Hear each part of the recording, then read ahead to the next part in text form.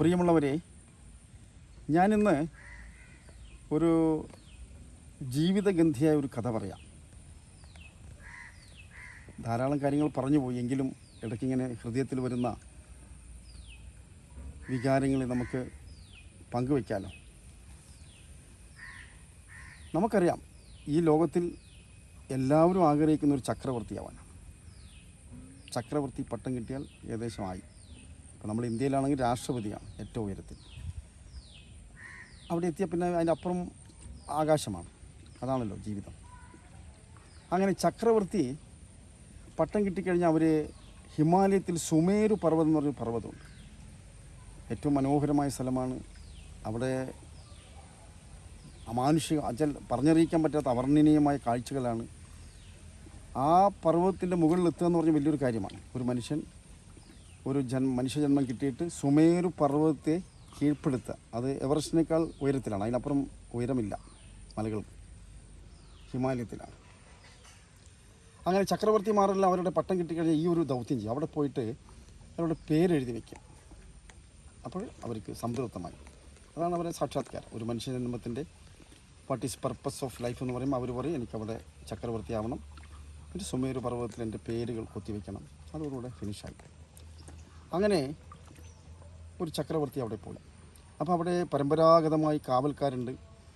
അങ്ങനെ പരമ്പരാഗതമായി അവരുടെ ഡ്യൂട്ടി അവർക്കാണ്, അവകാശം എന്ന് പറഞ്ഞ പോലെ. അപ്പോൾ ഏറ്റവും പുതുതായി വന്ന ന്യൂ ജനറേഷനാണത്.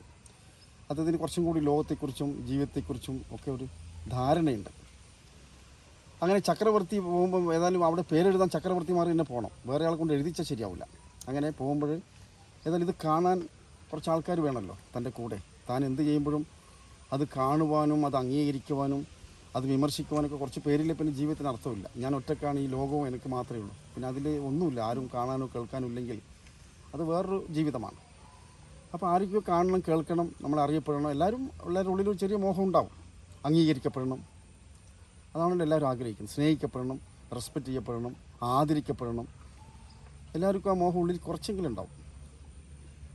അങ്ങനെ ഇദ്ദേഹം പറഞ്ഞ്, ഏതായാലും ഞാനവിടെ പേരെഴുതാൻ പോകുന്നുണ്ട്. ഭാര്യയും കുട്ടികളും പിന്നെ മന്ത്രിമാരും കുറച്ച് പരിവാരങ്ങളെ അവരെ കൂടെ വരാം, അടുത്തുള്ള സുഹൃത്തുക്കൾ ആ രംഗം കാണാം. അപ്പോൾ ഒരു മനുഷ്യൻ ഏറ്റവും ഉയരത്തിലെത്തി ചെയ്യുന്നൊരു ഒരു സംഭവമല്ലേ. അങ്ങനെ ഇവരെയൊക്കെ കൂട്ടി അങ്ങനെ ഈ സുമേരു പർവ്വതത്തിലേക്ക് പേരെഴുതേണ്ട സ്ഥലത്തേക്ക് പോകുമ്പോൾ അവിടെ ഒരു കാവൽ ഒരു ഭടനുണ്ട്. അദ്ദേഹം പറഞ്ഞു, സാറ് ചക്രവർത്തി ധാരാളം ചക്രവർത്തിമാർ ഇവിടെ പേരെഴുതിയിട്ടുണ്ട്. അവരൊക്കെ വരുമ്പോൾ നിരാശപ്പെട്ടിട്ടാണ് വന്നത്.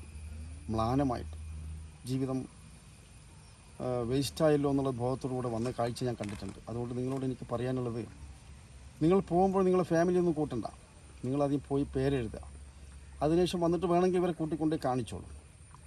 അങ്ങനെ അപ്പോൾ കാവൽ ഭടൻ വളരെ ആത്മാർത്ഥമായിട്ടാണ് പറയുന്നത്. അപ്പോൾ ചക്രവർത്തി ഇതിൽ തെറ്റൊന്നുമില്ലല്ലോ, ഇത്രയും കാലത്ത് അനുഭവമുള്ള ഒരാളല്ലേ പറയുന്നത്. അപ്പോൾ അത് അനുസരിച്ചു. അങ്ങനെ ചക്രവർത്തി ഈ പേരെഴുതുന്ന സ്ഥലത്തേക്ക് പോയി.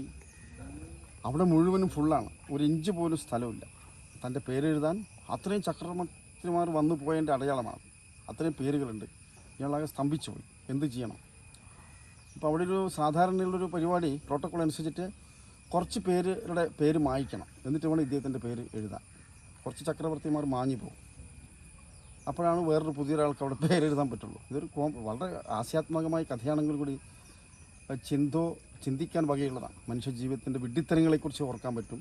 മനുഷ്യൻ ഈ കടമത്സരവും ടെൻഷനും ഒക്കെ പേര് നടക്കുന്നുണ്ടല്ലോ. ജീവിതം എന്ന് പറഞ്ഞിട്ട് അല്പം പോലും സന്തോഷിക്കാനോ ചിരിക്കാനോ വകയില്ലാതെ, സ്നേഹിക്കാൻ സമയമില്ല, തമാശ പറയാൻ സമയമില്ല, ശൃംഗരിക്കാൻ സമയമില്ല. ഇതൊക്കെയാണ് ജീവിതം. ആരെയും വേദനിപ്പിക്കാനില്ല. സ്വാഭാവികമായി അതൊക്കെ നഷ്ടപ്പെടുത്തി എന്തിനോ വേണ്ടി, ലക്ഷ്യത്തിന് വേണ്ടി പോരാടി അവസാനം ഒടുവിൽ നിരാശനാവുക. അപ്പോൾ ആ ചക്രവർത്തി ആരുടെ പേര് മായ്ക്കണം? ധാരാളം പേരുണ്ട്. എല്ലാവരും വാല്യൂഡ് ചക്രവർത്തിമാരാണ്, ലോകം കീഴ്പ്പെടുത്തിയവരാണ്. ആകെ കൺഫ്യൂഷനായി, അസ്വസ്ഥനായി. എല്ലാവരും വേണ്ടപ്പെട്ടവരായിരുന്നു ചരിത്രത്തിൽ. ഇദ്ദേഹത്തിന് ആകെ ആശയക്കുഴപ്പമായി. ഇദ്ദേഹം അവസാനം മറ്റൊരാളുടെ പേര് വായിച്ചിട്ട് തൻ്റെ പേരെഴുതുന്നുള്ള നല്ലൊരു ചക്രവർത്തി വെച്ചാൽ താല്പര്യമില്ല. ഒരാളെ മേലെ കയറിയിരുന്ന് അദ്ദേഹം അവിടെ ഇരിക്കട്ടെ, അദ്ദേഹം മതി, ഇനിയിപ്പോൾ പേരെഴുതിയിട്ട് എന്താ കാര്യം? അദ്ദേഹം ആ പേരെടുത്ത് അവിടെ നിർത്തി. അങ്ങനെ ഈ നമ്മളെ കാവൽ ഭടനെ അദ്ദേഹം പറഞ്ഞത് ശരിയാണ്, ഇവരൊക്കെ കൂട്ടി വന്നിട്ട് പ്രയാസമായിരുന്നു. തൻ്റെ ഭാര്യയും മന്ത്രിമാരും പരിവാരങ്ങളൊക്കെ വന്ന് ഇത് കണ്ടാൽ ജീവിതം അർത്ഥശൂന്യമായി പോകും. അതുകൊണ്ട് കാര്യമൊന്നും പറയണ്ട. അങ്ങനെ അദ്ദേഹം വന്നപ്പോൾ നമ്മളെ കാവൽ ഭടൻ ചോദിച്ചു, എങ്ങനെയുണ്ട് ചക്രവർത്തി? താങ്കൾ പറഞ്ഞ ശരിയാണ്. ഞാൻ പേരെഴുതണമെങ്കിൽ അവിടെ കുറേ പേരുടെ പേര് മായ്ക്കണം. അതിനുള്ള ഒരു ഹൃദയം എനിക്കില്ല. അങ്ങനെ ഒരു പേരെഴുതിയിട്ട് കാര്യവുമില്ല. അതുകൊണ്ട് എനിക്ക് എൻ്റെ പേരെഴുതണം എന്നുള്ള താല്പര്യമില്ല. അതുകൊണ്ട് ഞാൻ മടങ്ങിയിരിക്കുന്നു. ഇതിൽ വലിയ അർത്ഥമൊന്നുമില്ല. ഇവിടെ പേരെഴുതി വെച്ചുകൊണ്ടോ എൻ്റെ ജീവിതം മുഴുവനും ഞാൻ അർത്ഥശൂന്യം വേസ്റ്റാക്കി. എനിക്ക് ധാരാളം താല്പര്യങ്ങളുണ്ടായിരുന്നു.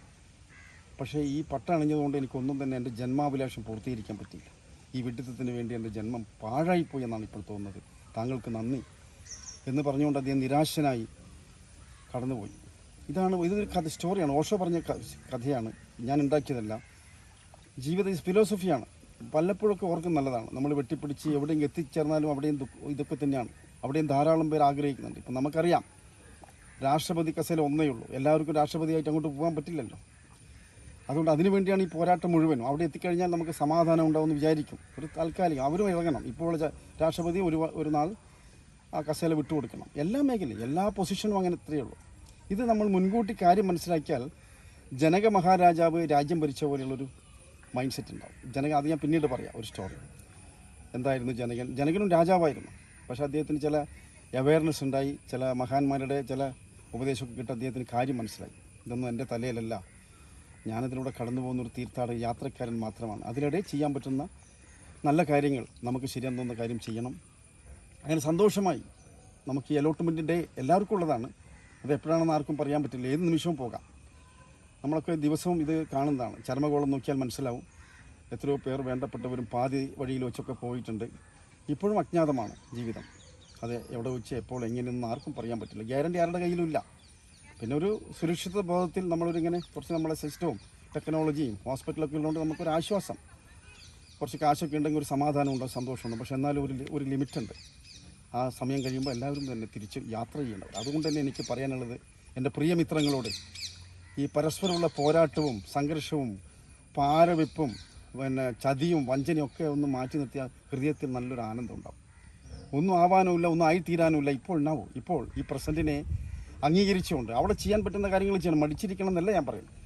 ചെയ്യാൻ പറ്റുന്നതെല്ലാം നമുക്ക് ചെയ്യാം. ബിസിനസ് ചെയ്യാം, നിങ്ങൾക്ക് ആർട്ടിസ്റ്റ് കലാപരമായി പ്രവർത്തിക്കാം, കച്ചവടം ചെയ്യാം, റിസർച്ച് ചെയ്യാം, പലതും ചെയ്യാം. Now here and now. അത് നിഷ്കാമമാണ്. അത് ലോകത്തിന് വേണ്ടി, വരും തലമുറയ്ക്ക് വേണ്ടി നമ്മുടെ സംഭാവനയാണ്. അങ്ങനെ നമുക്കൊരു മൈൻഡ് സെറ്റ് ഉണ്ടെങ്കിൽ കുറച്ചും കൂടി ഈസിയാകും, ലളിതമാകും ജീവിതം, ആയാസരഹിതമാകും, സന്തോഷപ്രദമാകും, ചാരിതാർത്ഥ്യം ഉണ്ടാകും. അന്ത്യശ്വാസം വരുമ്പോൾ, നമ്മൾ വിടുമ്പോൾ, മൃത്യു വന്ന് മുമ്പിൽ നിൽക്കുമ്പോൾ നമ്മൾ സന്തോഷമായി ടാറ്റ പറഞ്ഞുകൊണ്ട് പോകാനുള്ളൊരു മനോഭാവം ഇത്തരം ഒരു ഓർമ്മപ്പെടുത്തലിലൂടെ നമുക്കുണ്ടാവും. നമ്മൾ സെൽഫ് റിമെമ്പർ, നമ്മളെ തന്നെ ഇത് ഓർമ്മപ്പെടുത്തിക്കൊണ്ടേയിരിക്കണം. ഇത്രയും പറഞ്ഞുകൊണ്ട് ഞാൻ വീണ്ടും കാണാം. നന്ദി, നമസ്കാരം.